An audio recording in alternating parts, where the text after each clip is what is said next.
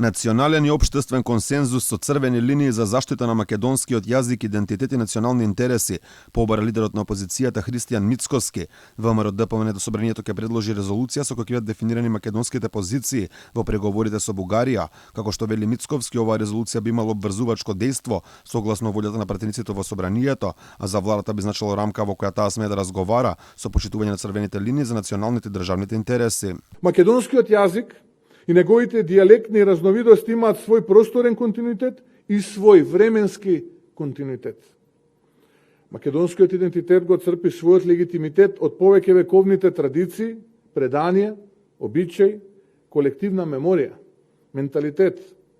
Јазикот се почитува безусловно слободно изразената волја на македонскиот народ, неговата етничка и духовна посебност. Желбата на опозицијата за општествен консензус за заштита на националните интереси на Македонија за владачката СДСМ пак било популизам во моменти кога се откриваат документи со кои власта е подготвена капитулација кога во прашање македонскиот јазик, односно нека тој бил кодифициран во 1945 година.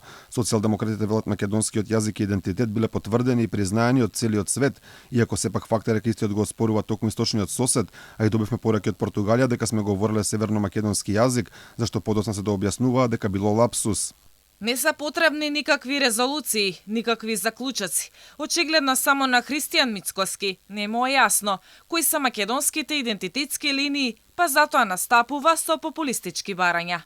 Таквиот неискрен и нечесен однос кон државните национални интереси одново ќе го чини пораз од граѓаните. За ваквиот став на СДСМ, Мицкоски вели дека оваа резолуција е производ на највисоките научни институции во Македонија, а потребно е да стане надпартиски документ за сите. Ова е документ, ќе повторам, кој што не е ексклузивно право на ВМРО ДПМН, туку е создаден од највисоките интелектуални институции во државата, Академијата, Универзитетот Кирил и Методи и поддржан од Македонската православна црква, Охридска архиепископија Јустинијана Прима.